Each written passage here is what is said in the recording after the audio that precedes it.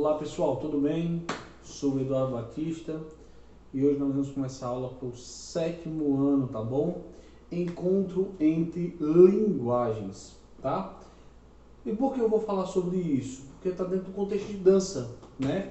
Na outra aula a gente viu um pouquinho sobre o encontro das linguagens, como por exemplo, das danças, perdão, a dança europeia com a dança amazônica, a gente falou um pouco sobre isso. Como sempre, nós estamos usando o livro Janelas da Arte, tá? O link vai estar na descrição do vídeo e também vai estar lá na atividade, certo? Que geralmente eu mando, mas eu vou mandar para vocês o link desse vídeo e embaixo na descrição vai estar com o link do livro online. Então, se você aluno do 7º ano, não tem o livro, dá para você assistir essa aula e acompanhar digitalmente com o livro, tá bom? Ou então você vai lá ver a minha aula e depois você vai no livro, tá bom? A página, tá? É a página a partir da página 80, tá bom? A partir da página 80 nós vamos começar a falar sobre o contexto de encontro entre linguagens, né? Imagine aí que a dança ela vai partir de um ponto, né? O ponto principal é o ponto do qual é o que vai fazer com que os bailarinos eles façam essa coreografia. Primeiro tem uma pessoa que por trás vai fazer toda a coreografia, vai fazer toda a dança e vai trazer pontos e a inspiração vai estar ali, tá? Então, antigamente a linguagem corporal era de um tipo. Hoje a linguagem se mistura muito, porque eu tenho muita referência de outras coisas. Por exemplo, no hip hop, eu posso usar passos da dança contemporânea, né? Eu posso usar passos do clássico, eu posso usar passos do balé, né? E as linguagens, elas se misturam hoje em dia, elas se misturam muito, né? Esse processo vem transformando a arte de modo que fica cada vez mais difícil traçar limites entre a linguagem, uma linguagem e outra. Então, no caso, antigamente nós tínhamos uma distinção mais de linguagens, certo? Então, hoje não. Hoje nós temos muito mais dificuldade de fazer uma dança contemporânea, não é um hip hop, é uma dança clássica, porque se misturou muito o tipo de linguagem. E quando eu falo de linguagem, não é de leitura, mas sim a linguagem corporal, os movimentos se misturam muito, tá? Aí agora nós vamos falar um pouco entre a relação entre a dança e o teatro, né? Essa daqui é uma cena do espetáculo Sobre Isto, Meu Corpo Não Cansa, da Quasar Companhia de Dança. E essa outra aqui é uma cena do espetáculo Cravos, de Pina Bausch, enfim, né? É dessa Pina. Para nós é mais fácil. Então, no caso, qual é a diferença entre um e o outro? Isso parece muito mais moderno, não parece? É muito mais teatral. Já essa segunda aqui, mais forte, usa de mais força, né? Já essa outra aqui parece uma coisa muito mais, podemos dizer assim, calma, mais tranquila, né? Observando, é claro. Pronto, como eu já expliquei, né? Uma é da companhia Quasar e a outra é da companhia de Pina Bausch. Eu vou chamar de Bausch, né?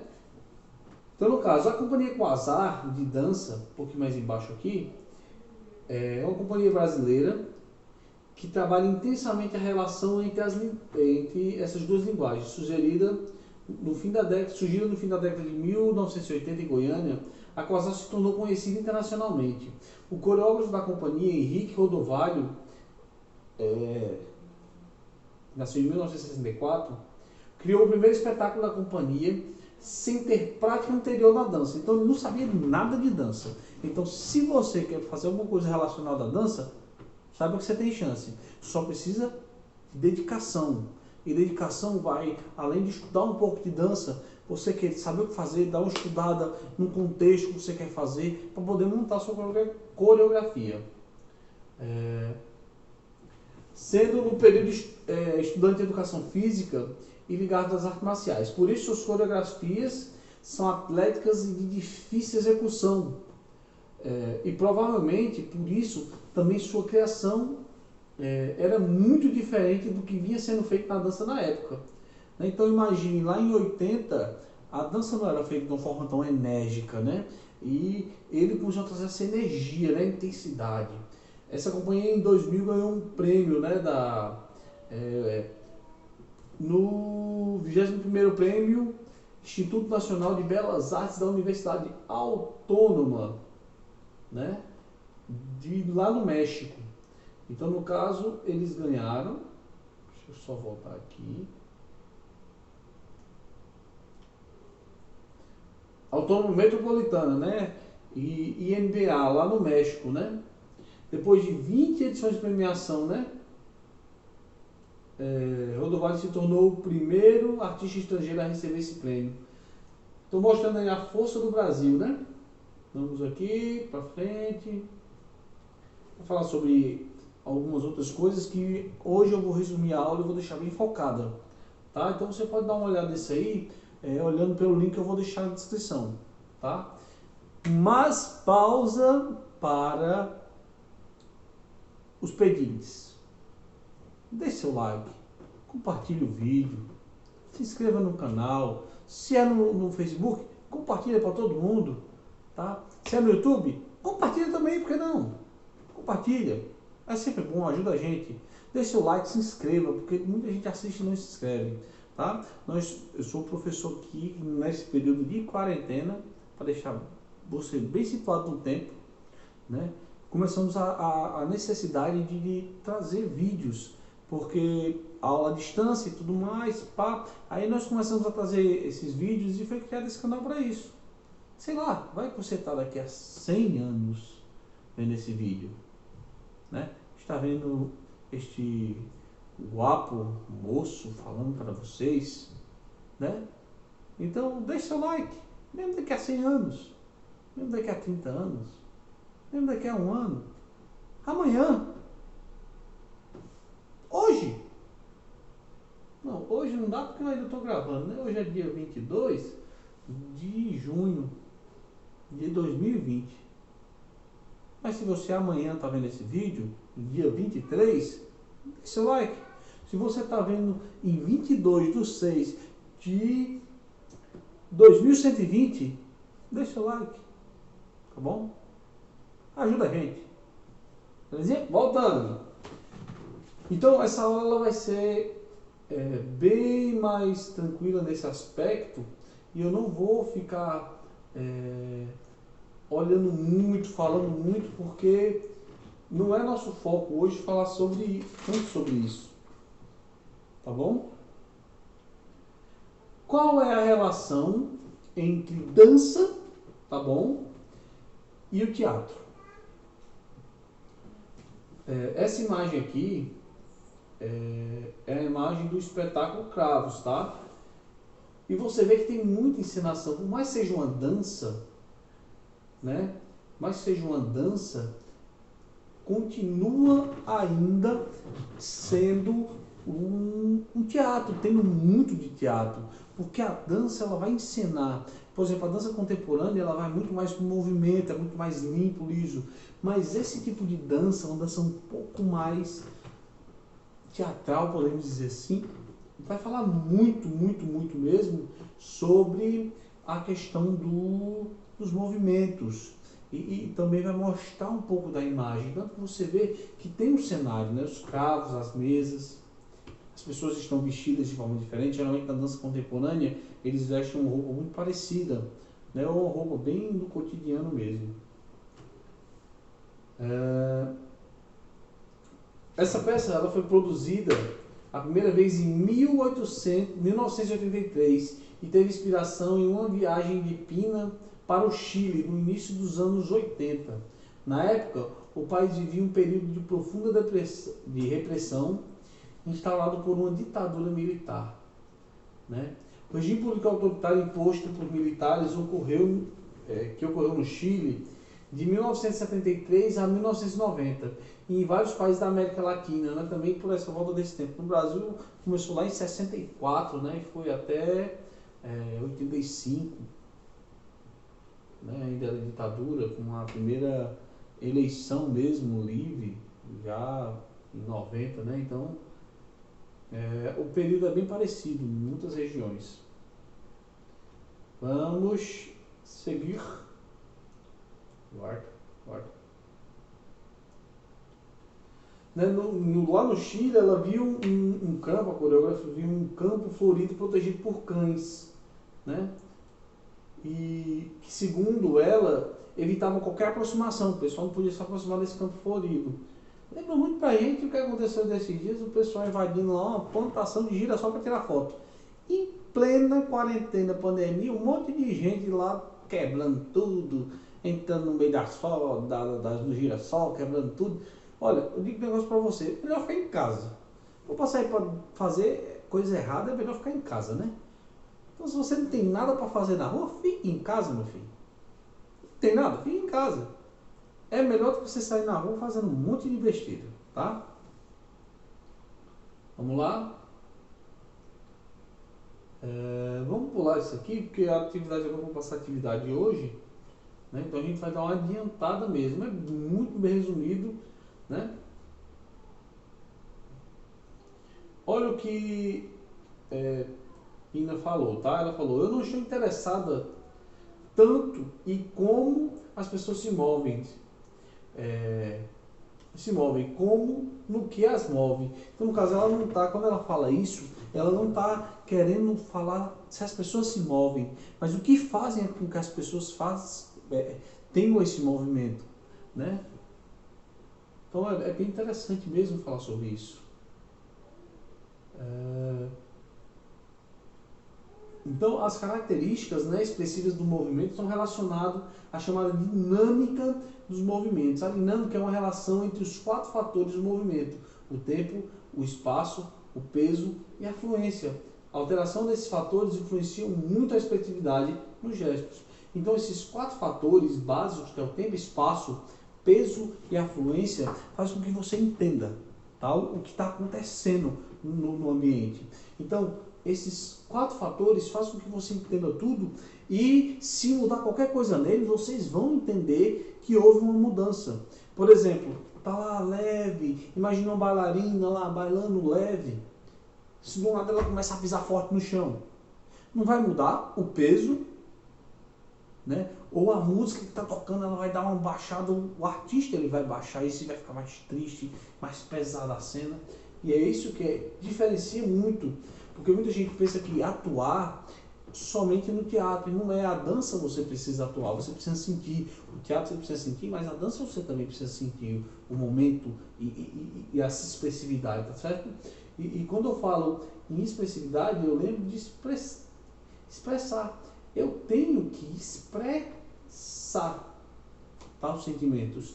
Então, o coreógrafo, quando ele está fazendo o sentimento, ele usa essa linguagem corporal para expressar um sentimento, né?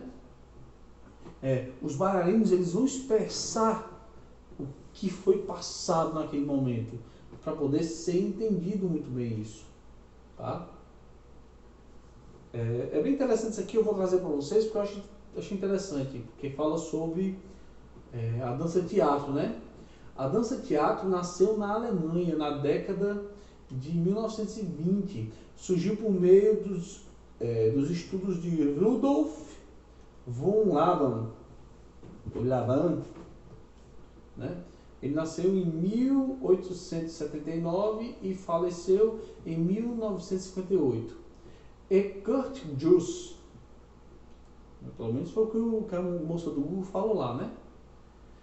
Que nasceu em 1901 e faleceu em 1979.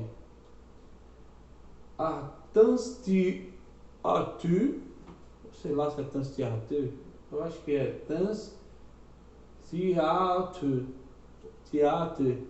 Tanztheater. Se não for, vá lá no Google e escreva isso aqui, ó. Você vai ver, tá? A dança de teatro, que é dança em teatro alemão, né? Vamos falar dança em teatro, dança-teatro. Que une alguns elementos do teatro, né? No caso, alguns elementos do teatro, a arte de movimento, criando uma nova forma de dança. A primeira vez que a expressão apareceu foi um texto escrito por Laban. Acho que é Laban. Vou falar Laban mesmo. Laban. Bonito, né? Laban.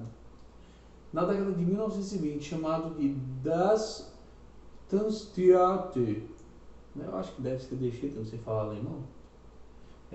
Lá nos anos 70, com os trabalhos da alemã Pina Bausch, a dança, toda vez fala diferente o nome dela, né?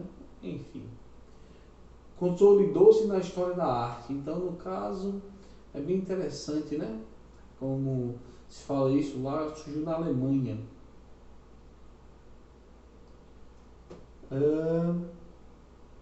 Vai falar que depois de 2 anos a companhia de teatro mudou para as Tanztheater Wuppertal, né? Então aqui, dança teatro Wuppertal. Você vê aqui, ó, nessa imagem, você vê que tem bastante movimento. Opa, norte. Tá vendo? Tendo movimentos. Mas é muito mais teatral do que se você for ver uma dança contemporânea, que geralmente o palco é liso, né? Não tem nada disso. E usa-se poucas roupas, não tem muita questão de roupa. Então, é um teatro com mais coreografias. Não chega a ser a Broadway, né? Porque pode ser uma pergunta que surge na cabeça de vocês. Ah, vai ser a Broadway. Não, não é Broadway, porque a Broadway, ela é um teatro, né? Só que é um musical, um teatro com música. Nesse caso, não vai ser um teatro com música, vai ser um teatro com dança, muito mais dança. Então essa questão de cantar, dançar, é muito mais da Broadway, que provavelmente nós vejamos mais à frente, tá?